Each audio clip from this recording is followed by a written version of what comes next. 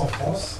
On essaye de maintenir le navire, mais pas seulement, le savoir-faire à bord également. Donc soyez tous les bienvenus à bord. Je ne m'attarde pas, je vous laisse le micro. Merci beaucoup. Donc, moi, je voudrais commencer par vous remercier. On pourrait l'applaudir.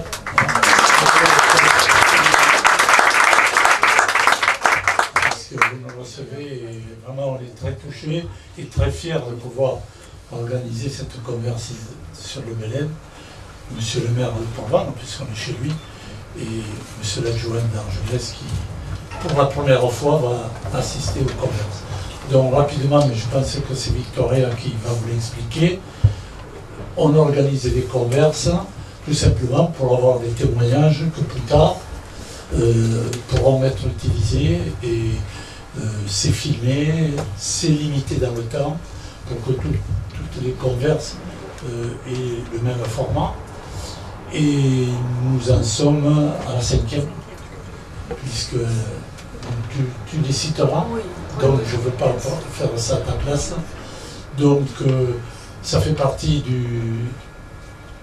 d'une des orientations du parc marin que certains de vous ont voté, ceux qui sont au conseil de gestion, de préserver ce patrimoine, de être témoin du patrimoine de la mer. Et il faut qu'on soit honnête de dire que c'est le musée de Panamos, je ne savais pas, qui nous font depuis de nombreuses années et qui nous ont suggéré de faire la même chose. Et je trouve que vous verrez, c'est captivant et on est fiers d'avoir eu cette idée.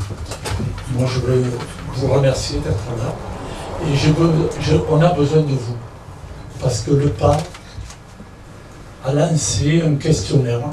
Je sais que certains de vous ont déjà répondu, surtout ceux qui sont membres du conseil de gestion. Vous avez reçu le message de ce questionnaire pour savoir si, vous savez, dans ce parc marin, on est toujours en train de, ça doit venir de la mer, de voir si on tient bien le cap. Donc chaque fois, on pose des questions pour savoir si on est dans la bonne orientation du plan de gestion qu'on a voté. Et c'est un questionnaire qui permet de voir ce qu'on attend du parc marin. Je sais que certains de vous ont envoyé le mail à des amis qui ont répondu. Si vous voulez répondre à ce questionnaire, il suffit que vous envoyiez un message au parc et ils vous enverront le questionnaire. Voilà. Puisqu'on l'a fait pour surtout le conseil de gestion. J'ai trop parlé, merci d'être venu et merci à Port-Vannes et merci à vous de nous accueillir. Merci Monsieur le Président. Donc je vais juste donner quelques précisions pour les personnes qui ne sont pas encore venues ou qui n'ont pas eu la chance de participer aux converses de taverne.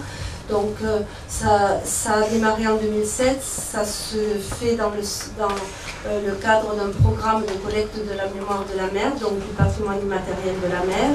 Et c'est du collectage qui est filmé pour créer les archives filmiques et pour que les chercheurs plus tard, pour que les gens qui le souhaiteront ou qui en auront besoin puissent venir consulter ces archives. Voilà, donc aujourd'hui, nous accueillons 3 invités. Donc, un qui nous accueille et qu'on accueille aussi dans le cadre de notre converse, et qui est le capitaine de ce navire, puisque la thématique de cette converse particulière et exceptionnelle, puisqu'on l'a fait sur le Belém, c'est le port, les activités portuaires, et aussi l'interaction qu'il y a entre les activités. C'est-à-dire qu'au départ, sur le premier cycle des converses, on avait surtout collecté autour de la pêche et notamment les petits métiers, de la pêche à la voile, de l'amparo. Et là, on vient sur un port, un vrai port de pêche, même si aujourd'hui l'activité de pêche a malheureusement beaucoup diminué, mais c'est quand même un port de pêche et de commerce. Donc ce port de pêche et ce port de commerce, comment se faisaient les interactions? ben, les pêcheurs, quand il y avait tramontane, ils allaient bien souvent décharger les navires. Les personnels des navires, quand il n'y avait plus de bateaux, ben, ils allaient donner un coup de main à la pêche. Ils allaient aussi parfois au parc à huîtres, au parc à moules, et tout ça, ils vont vous le raconter en détail. Donc, Monsieur Daïdé, qui est là depuis, qui est une des mémoires vivantes de Port-Vendre, puisqu'il a beaucoup vu et travaillé au port, de la pêche au commerce, jusque contre-maître du port de commerce. Vincent, qui, entre autres, d'être invité et d'être une mémoire vivante de la pêche, est aussi mon frère, hein, pour ceux qui ne le savent pas. Mais donc, je le connais d'autant plus et je sais qu'il est très riche en expériences diverses. Voilà. Et le capitaine, pardon, je ne me souviens plus de votre prénom, Fuentes. Voilà.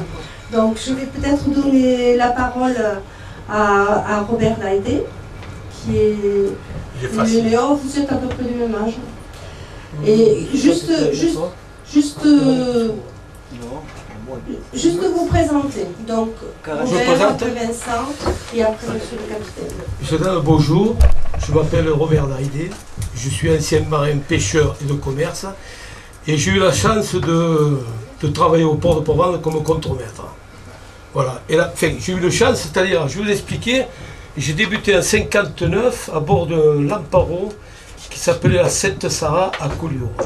Malheureusement, nous avons coulé au large Saint-Cyprien, parce qu'avant on pêchait la dynamite. Le bateau a coulé, voilà. Et j'ai eu une chance terrible, c'est que je suis parti naviguer. Et mon premier bateau s'appelait le Canigou. Alors, on y viendra tout à l'heure, on va laisser Vincent se présenter. Le Canigou. Monsieur, dames, bonjour. Je m'appelle Nègre Vincent. Il est allumé? Je m'appelle Nègre Vincent et je suis un pêcheur, un ancien pêcheur à la retraite. Un ancien pêcheur de chalut. J'ai fait à peu près toutes les pêches, mais disons que ma spécialité c'était le chalut. Jusqu'à la retraite, jusqu'à 57 ans.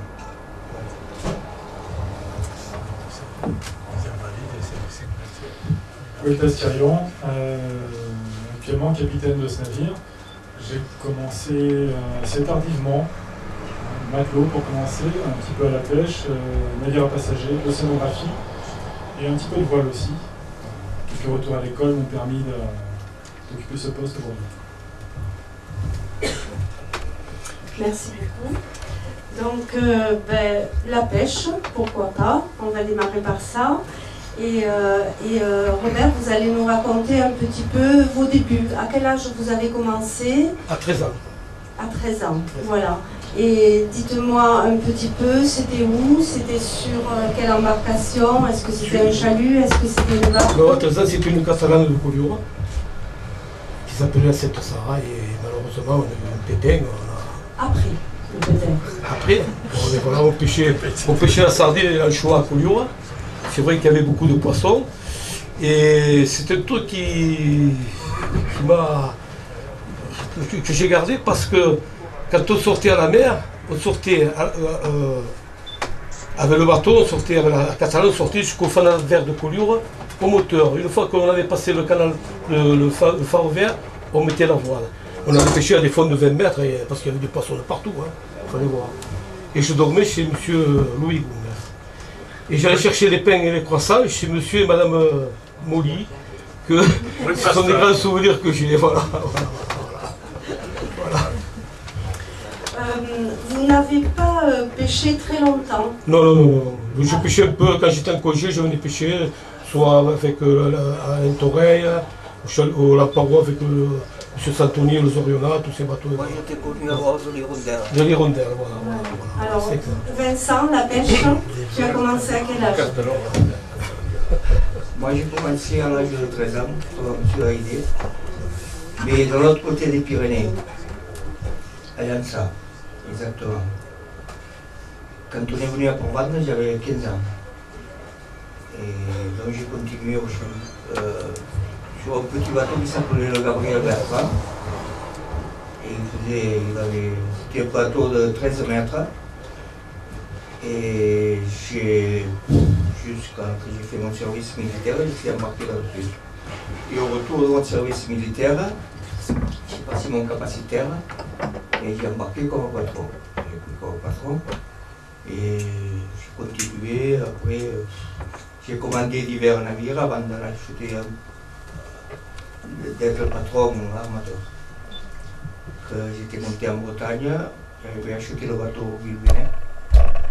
Et après, j'ai commandé ce bateau jusqu'à ce que j'ai eu la retraite. Il s'appelait comment ton bateau? Chevalier. C'était le bateau. Avant d'être à Port-Ventre, quand tu étais enfant encore, hein, tu allais sur le bateau des oncles. Et c'était un bateau, c'était quoi comme bateau? C'était un petit bateau. C'était un petit bateau. Le premier bateau, il n'était même pas ponté. C'était un bateau à moteur, mais il n'était pas ponté. Il fallait des filets, des palanges, et on faisait la petite pêche. Mais souvent, on partait plusieurs jours parce qu'on allait au Cap Creux, il y avait de la route à faire. Alors, pour ne pas mettre les filets le soir et retourner le matin, on y passait la nuit. Et puis on revenait le lendemain, ou même des fois, quand on calait les langoustiers, les filets pour les langoustes et les nasses, on revenait 3 jours après, à Yansang. Mais là, j'étais tout jeune. J'allais à l'école encore. Ça, c'était sur une catalane, c'est ça? C'était oui, sur une catalane qui faisait combien de mètres? Non, pas dire que ce soit une catalane, parce que c'était des bateaux qui n'étaient pas pontés. Oui. On appelait ça une de bout. Voilà. On va laisser. Pardon. Il m'a semblé voir dans votre cursus sur le web que vous aviez été aussi un petit peu à la pêche. En fait. Un petit peu. Juste un petit peu. J'ai commencé assez tard par rapport à d'autres, par rapport à mon voisin notamment. Vous avez commencé à 13 ans, moi j'ai commencé à 25 ans. Donc c'est une vocation tardive. Et je voulais essayer beaucoup de choses parmi beaucoup de métiers, parmi ces métiers, certains métiers à la pêche. J'ai eu l'occasion d'essayer 2 métiers à la pêche, le filet pour commencer, et ensuite la longueur. Le filet, je me suis rendu compte que c'était pas du tout pour moi. Je ne sais pas comment c'était à votre époque, à tous les deux. Il y a quelques années, là, en Bretagne, donc Finistère Nord, c'est ce qu'on mettait et ce qui continue à se faire, ce sont des kilomètres et des kilomètres de filets à suivre, qu'on mouille et qu'on relève. Certains filets restent 3 à 5 jours à l'eau parce qu'on cherche la langouste, parce qu'on cherche la lotte aussi. Donc voilà, ce sont des filets qui travaillent longtemps. On les relève. Quand on les relève, tout le bas du filet est chargé de crabes. Et bien souvent, on ne prend pas le temps de démailler le crabe. Je vous laisse deviner ce qu'on fait. Mais quand vous voyez des pinces de crabe en vente dans les commerces et poissonneries, ça vient de là. Voilà. Le deuxième métier que j'ai essayé à la pêche, c'est la long line. Donc c'est la palanque en fait. C'était dans l'océan Indien et pour le coup là c'était un peu plus intéressant, c'est une pêche plus sélective. Donc les espèces visées étaient principalement le thon, l'espadon et la dorade coryphène. Donc j'ai fait ça quelques temps et comme je n'étais pas totalement en accord avec l'armateur, j'ai changé de voie. Et donc qu'est-ce que c'est qui vous a fait choisir la navigation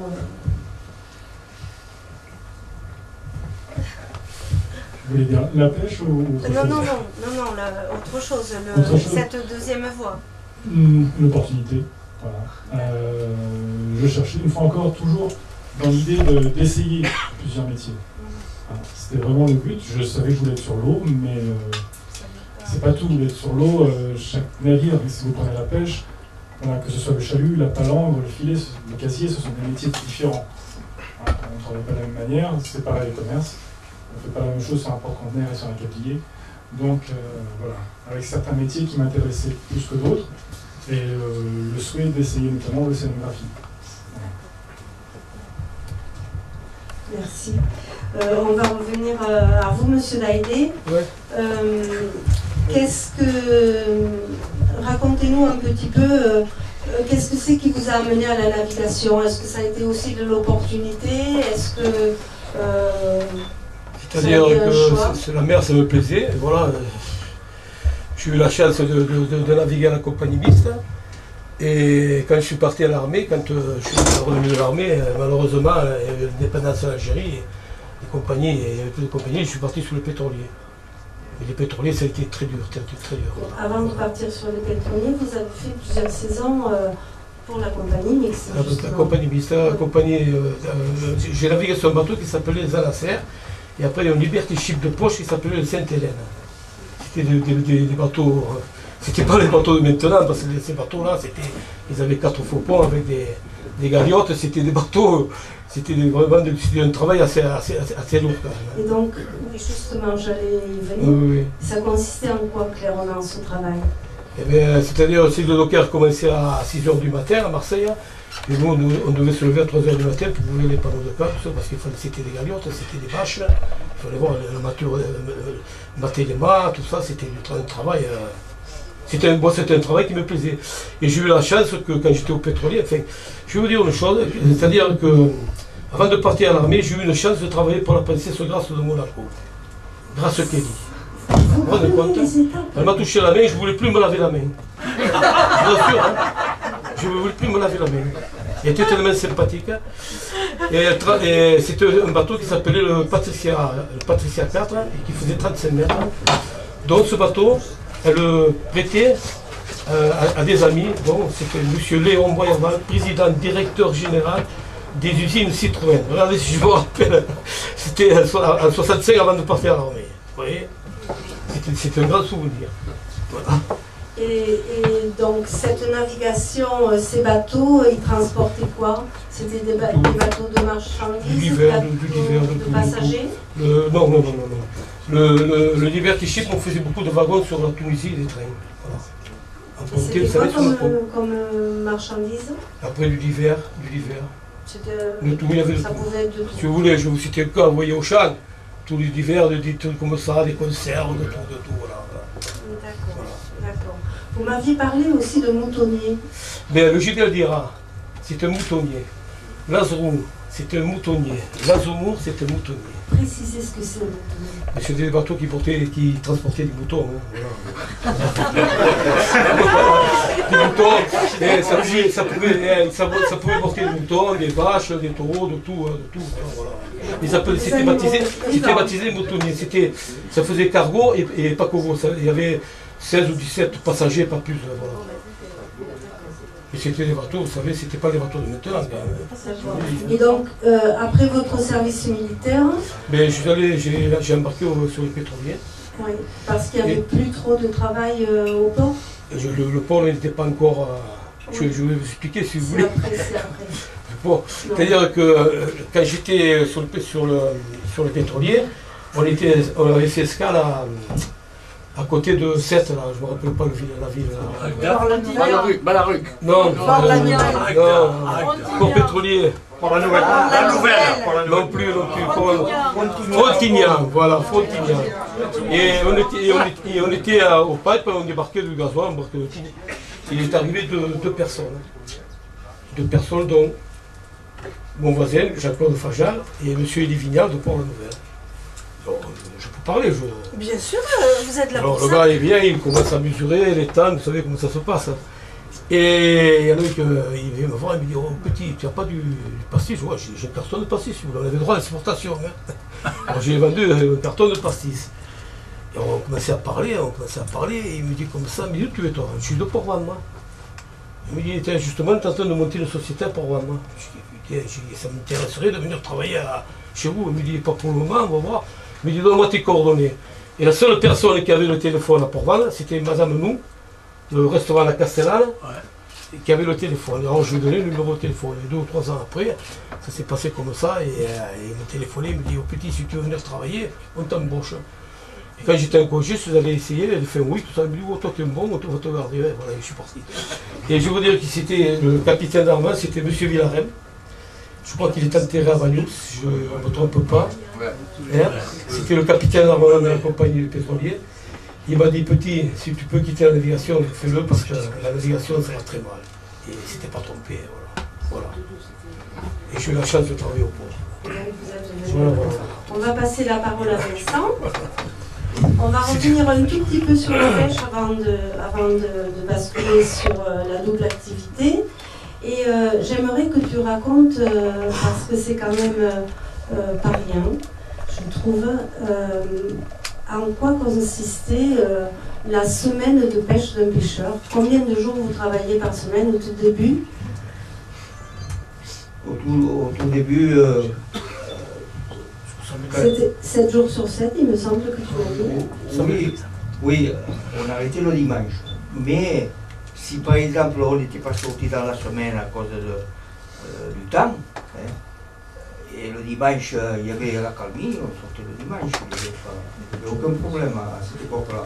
Il n'y avait pas de réglementation. Il n'y avait pas d'horaire, ni de jour de sortie ou de rentrée. Et donc la journée de pêche, elle se passait comment? Vous partiez donc en chalut, vous partiez à quelle heure le matin?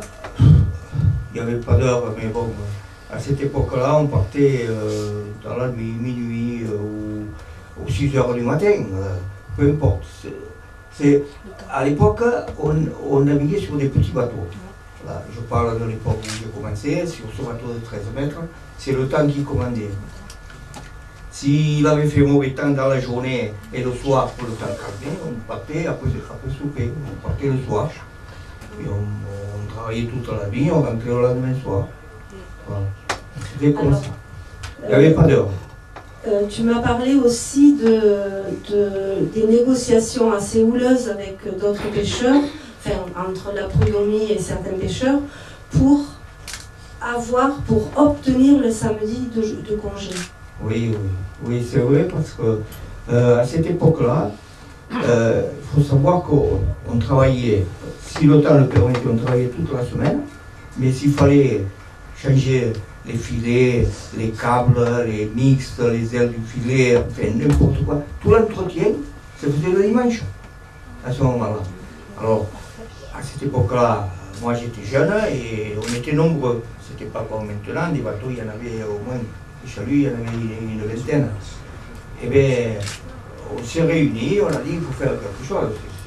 C'était pas une vie, ça. Alors toute la semaine et le dimanche parce qu'il fallait arranger les filets ou changer les funes ou faire autre chose. Et c'est comme ça qu'on a décidé d'arrêter le samedi. Arrêter le samedi et faire le samedi à la place du dimanche. Voilà. Ce qu'il y avait à faire. Parce que du boulot, au chalut, il y avait beaucoup d'usure, surtout à cette époque-là. Le matériel c'était du chambre, c'était du... oui, des fibres naturelles qui étaient fragiles. Il n'y avait pas encore l'homme comme plus tard. Donc il y avait beaucoup d'usure, il y avait de l'entretien, de la peinture, donc, il y avait toujours quelque chose à faire. En fait, vous avez obtenu le droit de ne plus sortir à la mer le samedi, mais ce n'est pas le droit de ne pas travailler le samedi. Le samedi, vous travaillez à terre. Voilà, le samedi, il y avait du travail, mais on avait le dimanche à ce moment-là. Et selon la pêche qu'on faisait, si par exemple c'était la saison, c'était en été qu'on armait au thon, le week-end, la tonaille, filet tournant, et j'allais au cinéma, le dimanche après-midi, on me disait dis-nous au cinéma où tu vas, hein, parce que si on voit du poisson au large, là, on va venir te chercher, c'est sûr. Et bien, oui, ça se passait comme ça. Ça, tu ne me l'avais pas dit.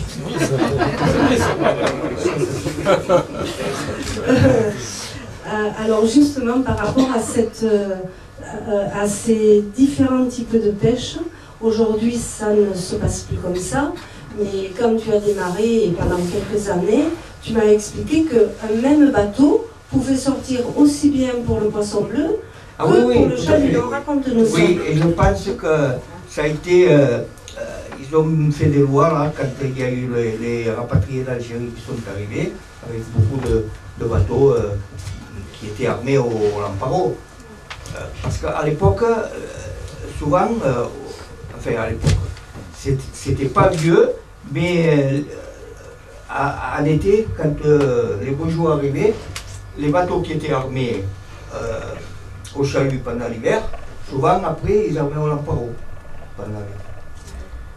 Et bon, ça, après quand les rapatriés d'Algérie sont arrivés et que tout le monde a voulu faire la même chose, on a dit stop, ça c'est pas possible. Les lamparos c'est des lamparos, les chalutiers c'est des chalutiers. Et point barre. Il y avait trop de monde et donc il a fallu réglementer un peu. D'accord. Par contre, ceux qui faisaient le lamparo en hiver, pour ainsi dire, souvent ils désarmaient. Ils montaient le rôle à la marine, ils désarmaient le bateau, parce que quand il y avait des séries de tramontane qui, des fois, ça durait un mois, et ça soufflait, la tramontane. Aujourd'hui, on a l'impression qu'il y a toujours beaucoup de vent, et apparemment, il y en avait peut-être plus. Ça rate toujours des fois. Oui.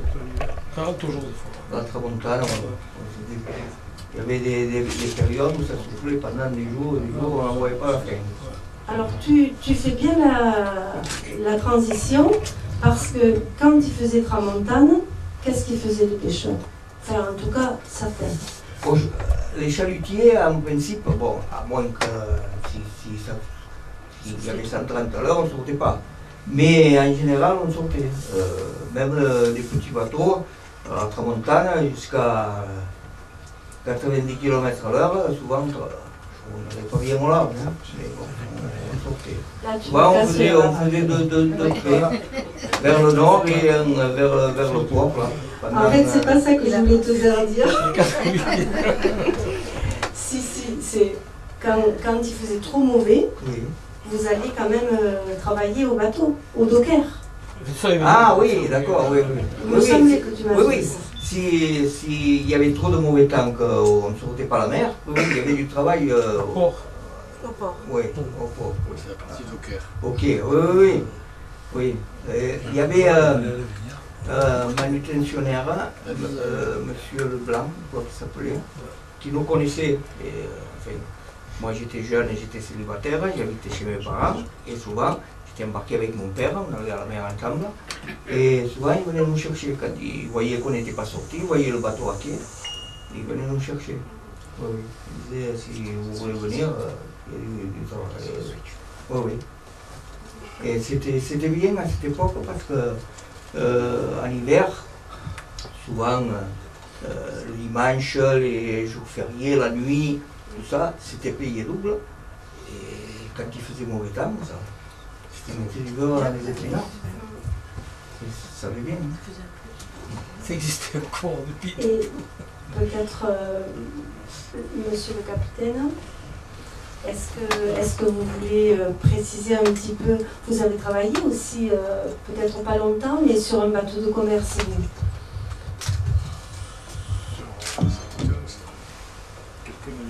Sur quelques navires. C'est-à-dire, c'est pas un lien direct avec la pêche, mais c'est pour faire la transition après avec la navigation et M. Laïdé. Alors, je n'ai pas travaillé sur des cargos, par exemple. D'accord. Voilà. Ce sont des navires de commerce, j'ai fréquenté des navires de commerce. Belém est un navire de commerce. Oui. On est armé au commerce. Mais principalement, en fait, des navires océanographiques. D'accord. Voilà. Ouais. Pour le CNRS. Pour le CNRS et pour les Frémères. Du coup, est-ce que Vous pouvez nous dire pour les personnes qui n'ont pas eu le temps de regarder un petit peu l'histoire du Belém, en quoi, qu'est-ce que c'est qu'il transportait et depuis quand et pendant combien de temps? Bien sûr. Belém a été construit en 1896 à la demande d'un chargeur, en fait. Un monsieur qui s'appelait Meunier, voilà, qui avait une usine de chocolat à Noisiel, et il avait besoin de faire venir du cacao. Il était déjà en contrat avec l'armateur à l'époque, il y avait d'autres navires qui transportaient du cacao et du sucre. Donc Belém est venu s'ajouter à cette flotte de navires, cet armateur nantais, pour aller chercher du cacao au Brésil, et passer par les Antilles, prendre du sucre et revenir en France. Donc, le navire a été cargo à voile de 1896 à 1914. Après, il me semble qu'il a été acheté par un lord anglais. La vie du navire, c'est ça, c'est la vie de cargo, voilà, le cargo pour commencer. Et ensuite, en effet, en 1914, il est acheté par le duc de Westminster. L'idée est d'en faire un yacht. Les travaux vont se faire plutôt vers la fin de la Première Guerre mondiale. Le fait d'être acheté en 1914, ça va éviter à ce navire de subir le sort qu'ont subi de nombreux voiliers à l'époque, c'est-à-dire que nombreux navires ont été coulés déjà pendant la Première Guerre mondiale. Il va être transformé en yacht, c'est pour ça qu'on a ce type d'emménagement aujourd'hui. Le Westminster va l'utiliser jusqu'en 1921, puis va le revendre à un certain Guinness, qui va également faire quelques aménagements, et va l'utiliser, lui, bien plus longtemps. Il faut savoir que dans les années 20, en France notamment, tous ces navires-là, ces voiliers qui n'avaient pas été vendus, qui n'avaient pas été coulés pendant la Première Guerre mondiale, on les a rassemblés dans certains endroits, le canal de la Martinière par exemple, mais d'autres endroits comme ça, où ils étaient prêts à servir. Ils étaient rangés là, prêts à repartir. Et malheureusement, quand ils sont repartis, ces navires, c'était pour être ferraillés. Donc, tous ces navires-là sont partis à la caisse. Ça, c'était donc dans les années 20. Celui-ci, qui ne s'appelait plus Belém, parce que Guinness l'avait rebaptisé, il s'appelait Phantom 2. Il a servi comme yacht, il a fait un tour du monde avec Guinness. Et donc il est utilisé jusqu'au début de la Deuxième Guerre mondiale. Pendant la Deuxième Guerre mondiale, le navire est mis à l'abri. Peu de temps après, le propriétaire décède et une de ses filles hérite du navire. Elle l'a mis en vente.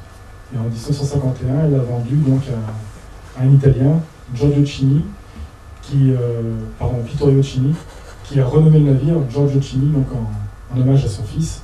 Ce monsieur, en fait, s'occupait entre autres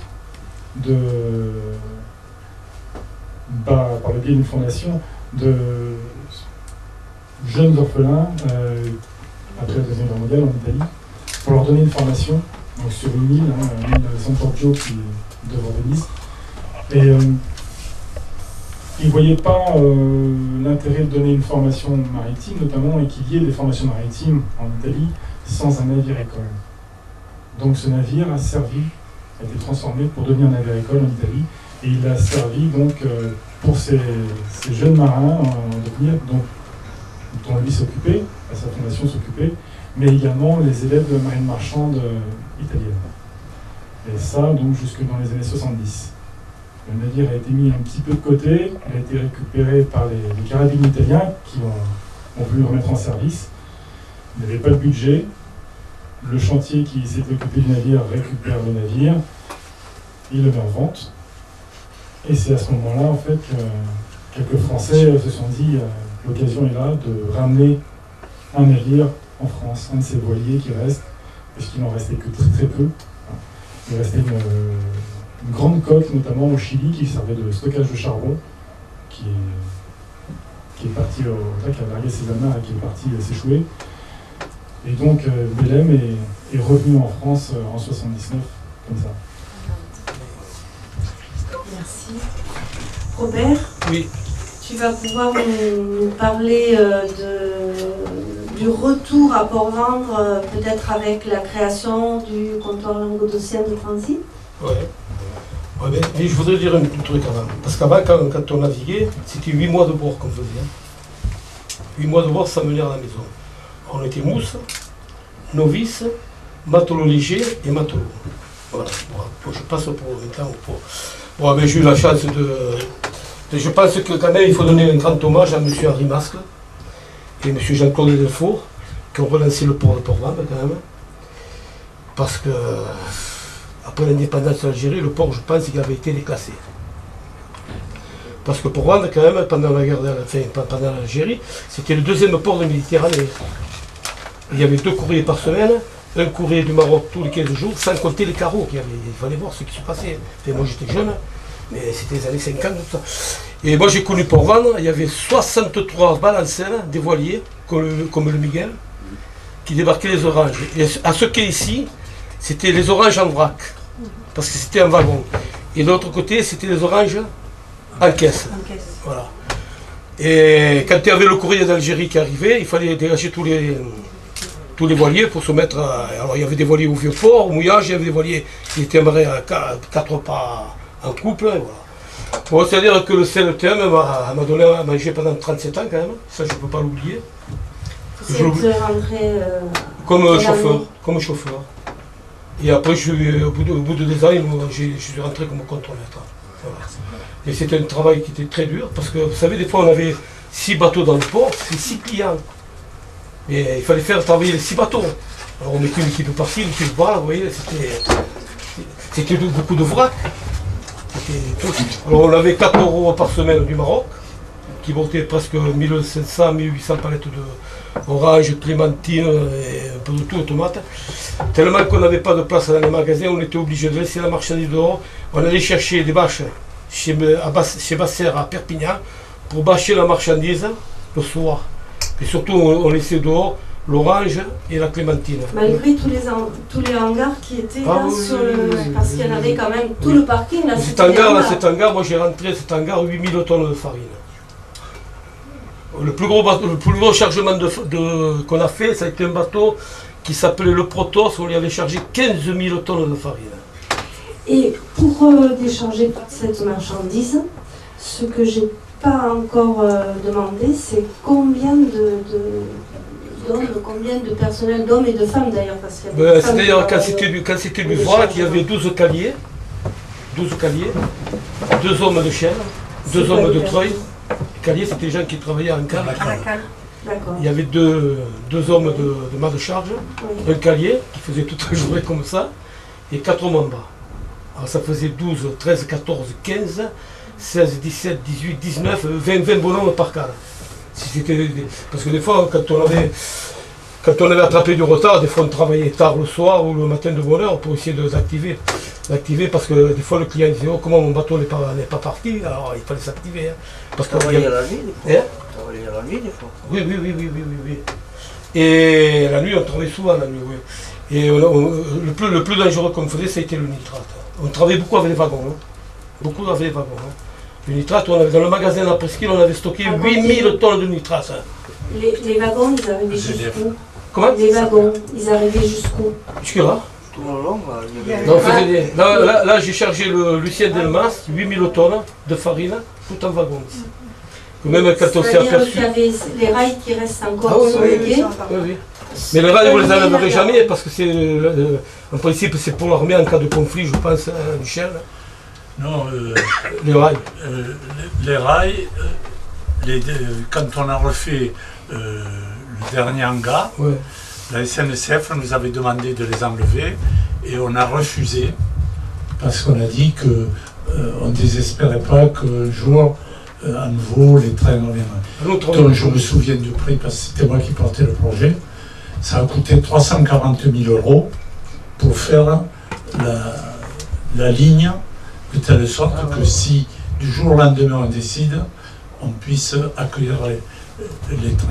Mais la SNCF voulait qu'on les enlève. C'est-à-dire qu'on faisait tout. C'est le conseil général. On faisait beaucoup de marchandises, surtout l'été, du Chili et d'Argentine. On avait déchargé une fois un bateau qui portait 2500 tonnes de fûts de 200 litres de pulpe d'orange et de pamplemousse congelée qui partait à Vergès, à Perrier, pour faire l'orangina. C'était pour faire l'orangina. Alors on était obligé de travailler, enfin, quand les camions étaient là, on était obligé de débarquer les fûts, sinon on ne pouvait pas. Et après, il y avait les primeurs quand même aussi. Donc Et vous avez fait Si les vaches j'ai et bien tout, compris, là. vous avez Comment parlé d'une vingtaine d'hommes par bateau. Par c'est cale, ça par cale, Par cale. par cale.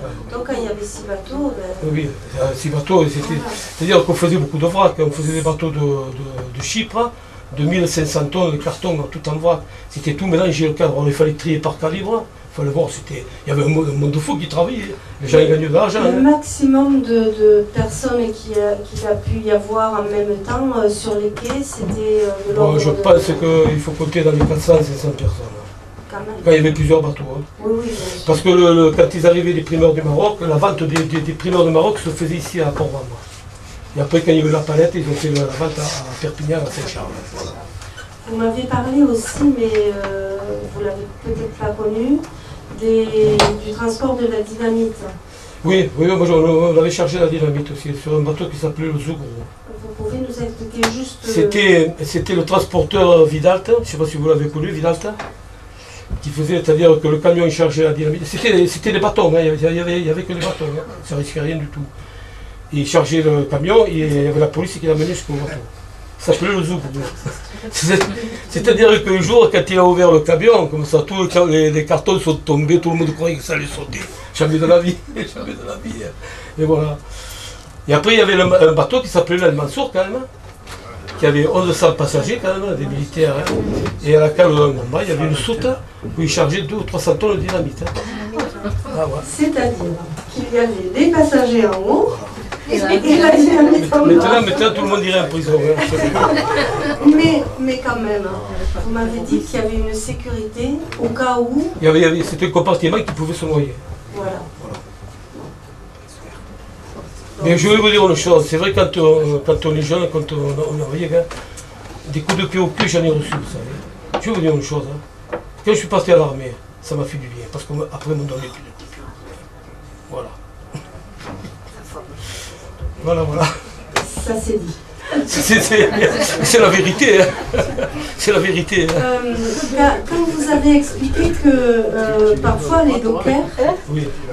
allaient aussi travailler au parc à moules, il y avait beaucoup de dockers qui étaient vignerons et travaillaient au parc à moules chez M.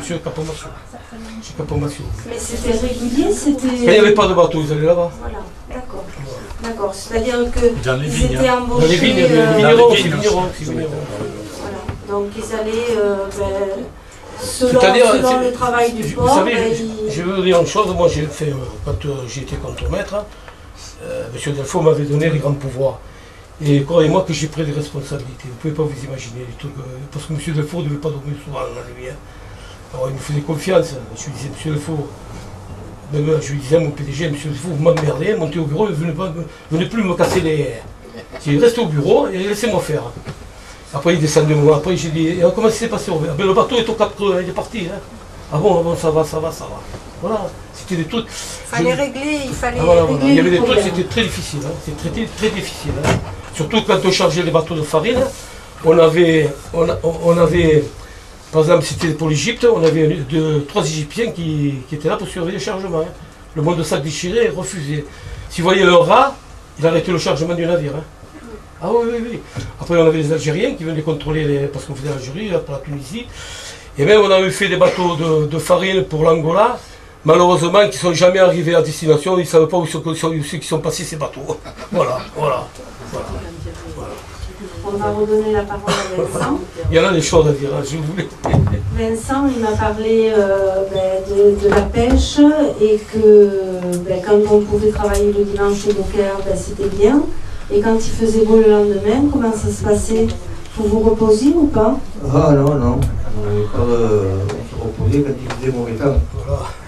Non. Donc vous pouviez travailler la nuit sur un cargo? Oui, et si, quand on finissait le bateau, s'il faisait beau, on partait à la mer. À quelle heure? À 2 heures? Non, peu importe. Dès que le temps se calmait, on se fait... Et pareil pour les vendanges, parce que vous alliez aussi faire un peu les vendanges. Et comment ça se passait? C'était quel jour que vous faisiez les vendanges? Le seul jour qui vous restait de libre, non? Peut-être? Oui, moi j'ai fait les vendanges tout en travaillant. Au début que j'étais marié, le week-end, on avait déjà le samedi et le dimanche, j'avais des copains vignerons, et ils venaient me chercher pour faire les vendanges pendant ils me disaient, tu sors pas la mer, eh bien, il faut que tu viennes, j'ai besoin de quelqu'un pour porter. Bon, j'ai fait ça une fois et plus. Ah oui, non mais, écoutez, porter toute la journée et le lendemain partir à 2h du matin au chalut, là je commandais déjà le bateau. Hein. Je ne dormais pas moi. Alors, non, c'était trop dur. Oui, sans les vendanges, il a fallu que je sois à la retraite pour faire les vendanges. Avec plaisir cette fois-là.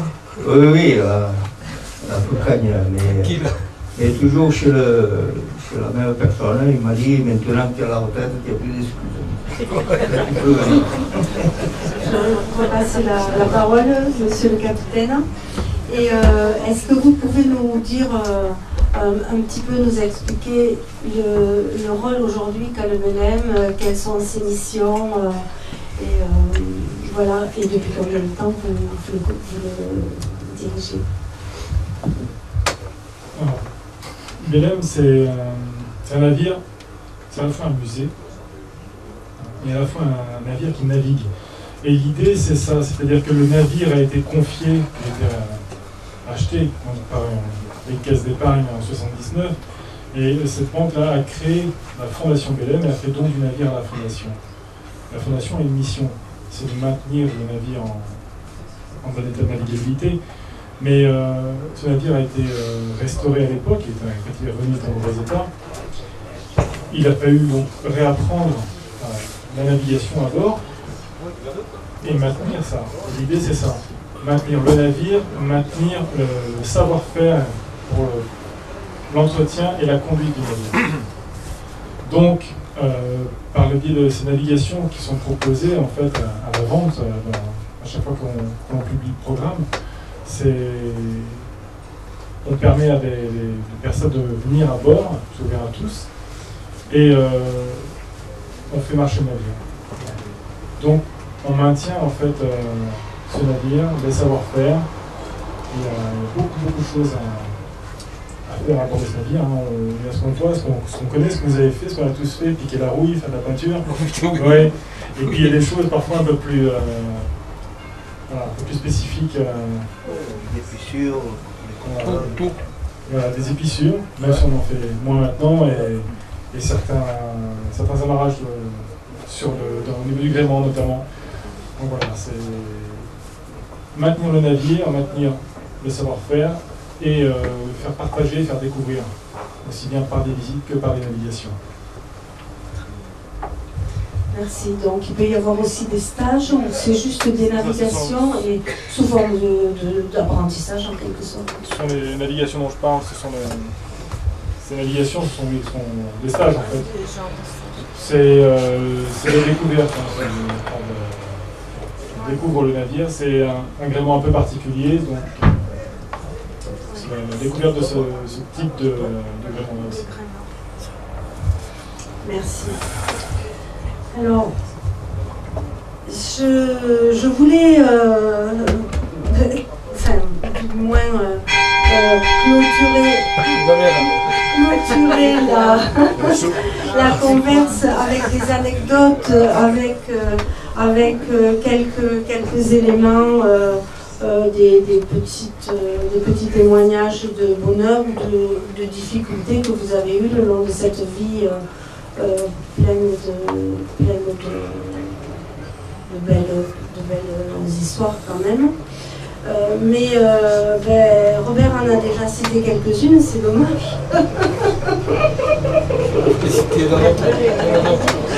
Alors, justement, vous nous avez parlé de Grâce de Monaco. Là, c'est loupé, je ne peux pas vous demander. Mais donc, racontez-moi l'histoire de la catastrophe dont vous m'avez parlé au large de Saint-Cyprien.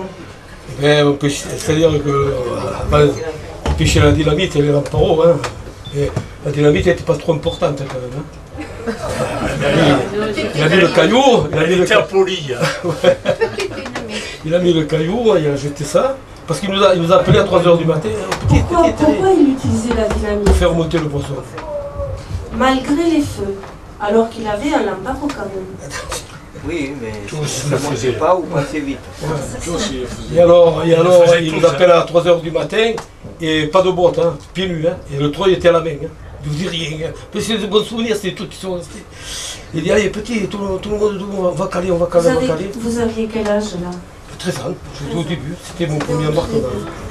Comme mousse. Hein. Et on se lève, tout le monde se lève, il met le piston. On entend blum, le bateau il commence à toucher comme ça. Et tout le monde, moi je me suis jeté à la mer, hein, le premier. Le caillou s'était détaché. Le caillou s'est détaché.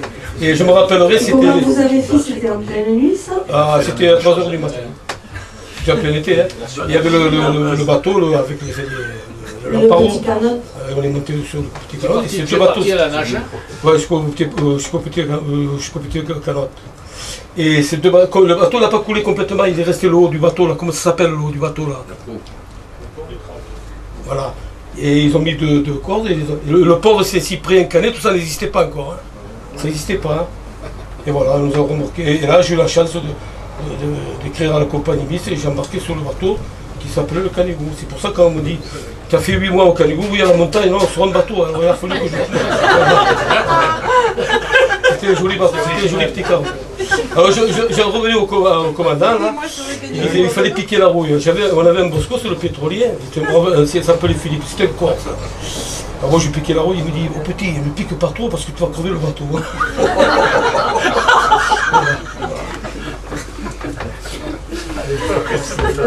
Vincent, tu aurais, je sais pas, un bon souvenir, quelque chose qui t'avait fait sourire ou qui t'avait vraiment laissé une belle trace, quelque chose ou pas, ou au contraire quelque chose qui t'a contrarié ou qui t'a blessé dans ta vie professionnelle, ou alors on en viendra au dicton, comme tu veux. Parce que tu m'en as dit plein des dictons, Non, rien de spécial. J'ai continué disons, au chalut, après, oui. Disons que je commandais le petit de 13 mètres, le Gabriel Bertrand, là. Et ma foi, je me débrouillais pas trop mal, à tel point qu'il y a eu un gars qui a acheté, qui était pêcheur, Alain Toreille. Hein. Il avait déjà un chalutier, et il en a acheté un autre pour le donner, commander à quelqu'un. Et il n'était pas satisfait de son patron, il est venu me chercher. Alors il a dit, oh, regarde, enfin, il m'a fait des bonnes propositions pour que je parte chez lui, ce que j'ai fait d'ailleurs. Et voilà, là, tout a changé. C'était un bateau de 18 mètres, et qui venait du nord aussi. Et c'était un tout autre travail. Quoi. Là, il n'y avait plus de mauvais temps. On te fasse confiance. Pas de mauvais temps, les coups d'est, on y allait. Et puis, bon, ça a été bon pendant quelques années, jusqu'à avec un gars qui était associé avec lui, il m'a pris à part, il m'a dit, oh, regarde, Vincent, si tu veux, on achète un bateau tous les deux, et comme ça, tu seras patron. Ça démarrait comme c'est que acheter un bateau, c'est quand même un très très gros investissement. On s'engage pour des années et des années. Ah oui, il faut parler de ça plus souvent. Hein. C'est rien par rapport à ce qu'on voit maintenant. Rien que le matériel électronique qui donne dans les passerelles, ça coûte des combien. Il veut le bateau. Ah oui. À l'époque, bon, on n'avait pas trop d'électronique encore, mais bon, on avait déjà le radar, le pointeur, d'abord les GPS et tout ça, on avait l'autorang qu'on appelait pour se positionner en général. Oui, on avait un peu d'électronique, pas beaucoup par rapport à maintenant. Mais bon, il fallait des feuilles, il fallait des moteurs, des dynamos, du matériel, des coureurs. C'était un investissement. C'était une entreprise. Ah oui, il fallait de l'argent. Bah écoute, j'aimerais bien que tu me donnes tes 2 ou 3 petits dictons en catalan et en français, après parce que tu me les as traduits. Par exemple, quand tu me parlais d'un ciel rougeoyant. En catalan d'abord. Rouge, bien rouge. M'has dit cel roent Pluja ou vent? et en Rouge, bien français. rouge. Oui, le ciel rouge, c'est du vent ou de la pluie. Bah, Rouge, si bien tu rouge. veux que ça rime, il faut dire ciel rougeoyant, pluie ou vent. Oui, oui. Tu m'en as dit un autre qui était sympa, et c'était par rapport au vent aussi. Tramontana i vent de garbit. Corrent de Garbí. Corrent de Garbí. Oui. C'est ça, Tramuntana i corrent de Garbí, Garbí. agafa la banda i posa't a dormir. Voilà. Et ça, c'était plutôt les gens du Lampaou. Hein. S'il y a un peu à pêche. Ça, c'était le Lampaou. Qu'est-ce que ça Et veut ça veut dire Ça veut dire que s'il y a de la tramontane et et du des courant courants du du sud, hein, sud. que c'était du courant contraire, pour la pêche, ça valait rien. Ça valait rien, donc tu Il valait pouvais mieux aller rester, pêcher. Ne perds pas de nous. Dans le parole en catalan, il dit s'il y a un peu à pêche, ça veut dire que si le poisson est brillé, c'est qu'il y a du poisson. S'il y a un peu à pêche. Voilà. Oui. Monsieur le capitaine, est-ce que vous auriez une petite anecdote ou quelque chose qui vous viendrait à l'esprit? Ou autre chose. Non, des souvenirs, beaucoup de souvenirs.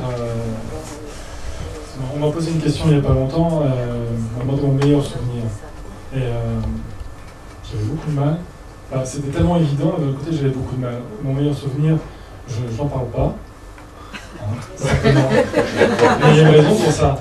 Il y a une raison à ça, c'est que mon meilleur souvenir de navigation, c'est mon jardin secret.